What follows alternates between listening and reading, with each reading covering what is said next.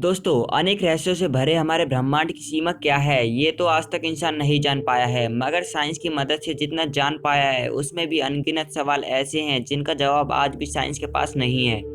हमारे ब्रह्मांड में इतनी सारी एनर्जी और मटेरियल समाया हुआ है, जिनकी गणना करना यानी जिनकी कल्पना करना भी हमारे बस की बात नहीं है। उनमें से एक है व्हाइट होल, जिसके बारे में हम आज बात करने वाले हैं कि व्हाइट होल क्या होता है और कैसे बनता है। तो चलिए, ज़्यादा वक्त ना लेते हुए वीडियो को शुरू करते हैं।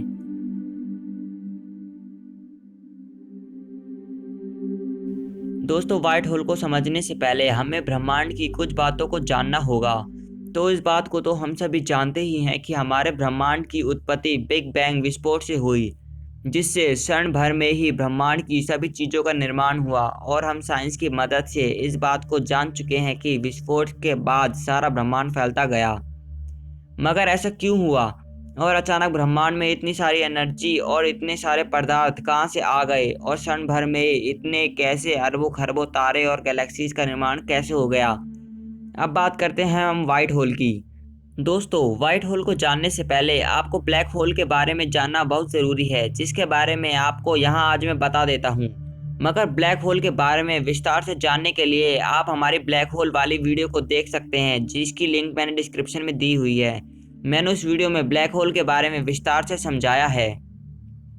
दोस्तों, जब किसी तारे का अंत होता है तब उसका न्यूक्लियर फ्यूजन खत्म हो जाता है, जिससे वह ऊर्जा प्रदान करना बंद कर देता है और फिर उसका सारा प्रकाश खत्म हो जाता है और वह कोलैप्स होने लगता है।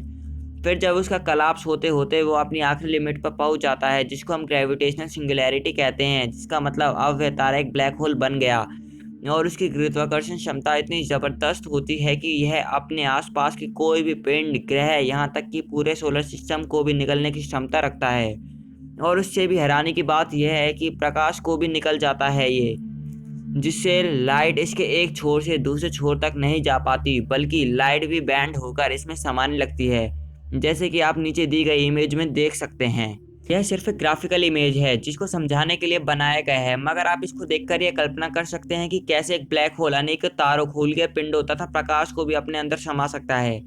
अब ब्लैक होल के अंदर इतनी ज़्यादा एनर्जी मटेरियल कैसे स्टोर होती है, यह तो आज तक कोई नहीं पता लगा सका, क्योंकि ब्लैक होल के अंदर ना तो कोई आज तक इंसान गया और ना कोई विमान। इसलिए हम सिर्फ मान सकते हैं कि सारा मटेरियल वहाँ किसी न किसी फॉर्म में कन्वर्ट होकर स्टोर रहता है, और जो चीज़ इसमें एक बार चली जाती है उसका दोबारा वापस लौट पाना असंभव होता है।